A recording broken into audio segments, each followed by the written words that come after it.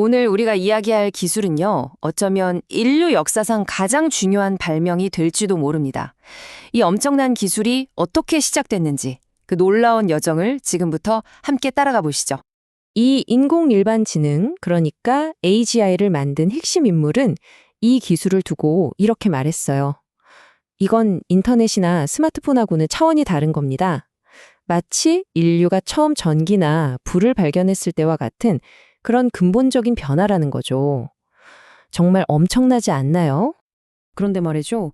이 어마어마한 기술혁명의 시작점이 딱 12살짜리 소년이 체스를 두다가 느꼈던 그 좌절감에서 비롯됐다고 하면 믿어지시나요?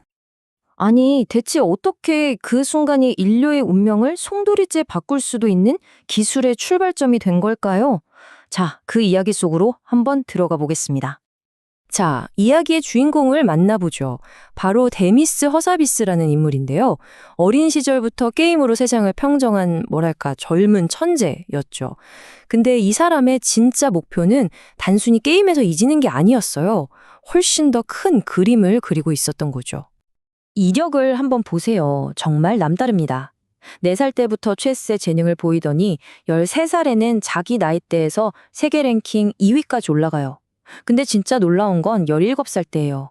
게임 개발자로 일하면 수백만 달러를 벌 수 있었는데 그걸 다 마다하고 케임브리지 대학에 입학합니다. 왜 그랬을까요?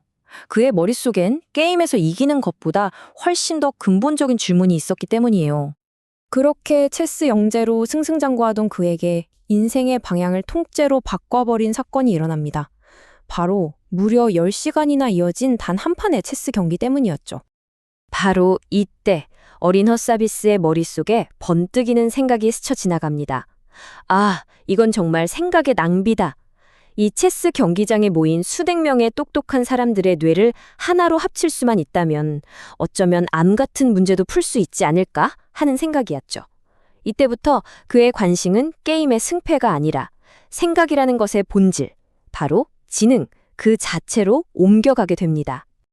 어린 시절의 그 깨달음은 이제 그의 인생을 건 거대한 미션이 됐습니다. 바로 지능의 비밀을 풀겠다는 거죠. 하지만 당시 세상은 그의 이런 원대한 비전을 전혀 이해해주지 못했어요. 그가 만들려고 했던 건 바로 인공일반지능, 우리가 AGI라고 부르는 겁니다. 이게 뭐냐면 그냥 한 가지 일만 잘하는 그런 AI가 아니에요. 인간처럼 어떤 문제든 스스로 배우고 해결할 수 있는 그런 범용적인 지능을 말하는 거죠. 근데요, 그 당시 학계에서는 AGI라는 개념 자체가 거의 공상과학 소설에나 나오는 허무맹랑한 이야기로 취급받았어요. 당연히 투자자들 반응은 싸늘했죠. 허사비스가 막 인류의 미래가 하면서 열변을 토하면 돌아오는 질문은 딱 하나였어요. 그래서 돈은 어떻게 벌 건데요? 정말 서로 다른 세상 얘기를 하는 것 같았다고 해요. 여러분, 보통 벤처 캐피털이 수많은 아이디어 중에서 투자하는 비율이 얼마나 될 것 같으세요? 고작 1%입니다. 그런데 지능의 비밀을 풀겠다니 이건 투자자들 눈에는 성공 확률 제로에 가까운 정말 무모한 도박으로 보일 수밖에 없었겠죠. 그렇게 어렵사리 첫 투자를 유치한 딥마인드는요, 이제 자신들이 만든 AI를 훈련시킬 최적의 장소를 찾아냅니다. 그게 바로 비디오 게임이었어요. 왜냐하면 게임에는 명확한 규칙이 있고 점수라는 확실한 보상 시스템이 있잖아요. 그러니까 지능을 단련시키기에는 정말 완벽한 가상 실험실이었던 셈이죠. 딥마인드의 목표는 이거였습니다.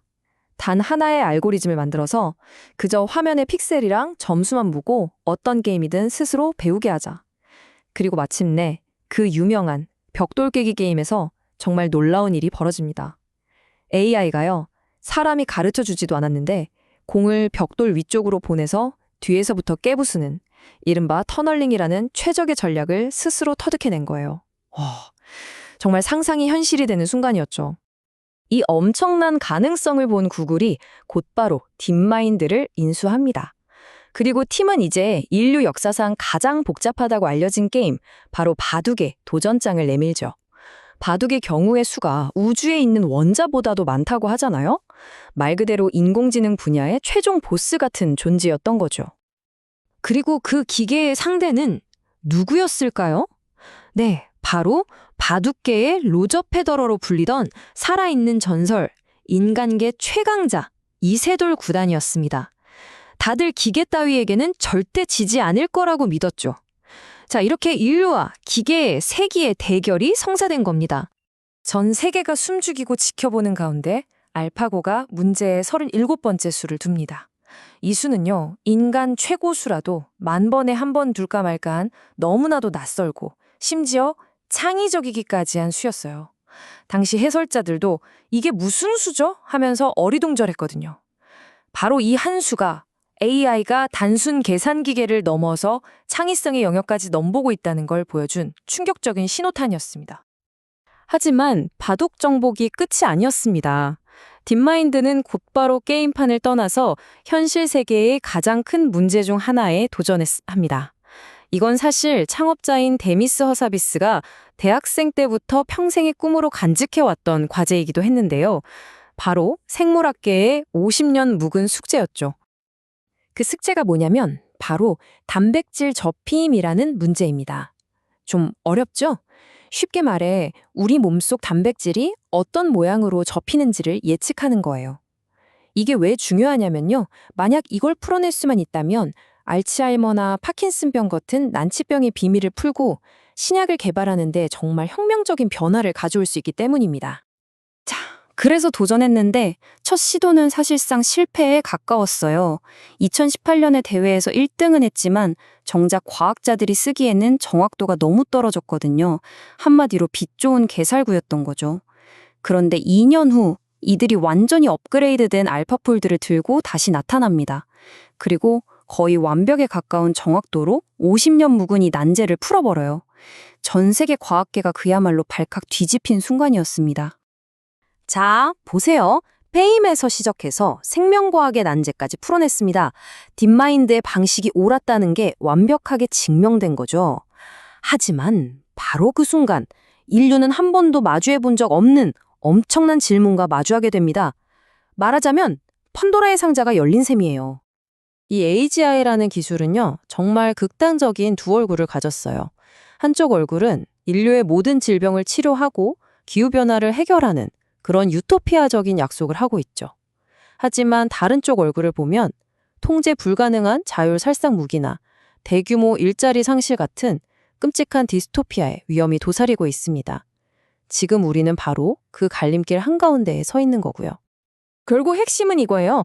우리 인간보다 더 똑똑한 존재를 만들어내는 이 역사적인 순간에 이걸 제대로 해낼 기회는 딱 한 번뿐이라는 겁니다. 실수하면 그걸로 끝일 수도 있다는 거죠. 그 책임감의 무게가 정말 어마어마하지 않습니까? 지금 우리는 생각하는 기계를 만들기 위해 그야말로 전속력으로 질주하고 있습니다. 그런데 말이죠. 정작 그 기계가 정말로 우리처럼 생각을 시작했을 때 과연 어떤 세상이 펼쳐질지 우리는 그 부분에 대해 충분히 고민하고 있는 걸까요? 생각해볼 문제입니다.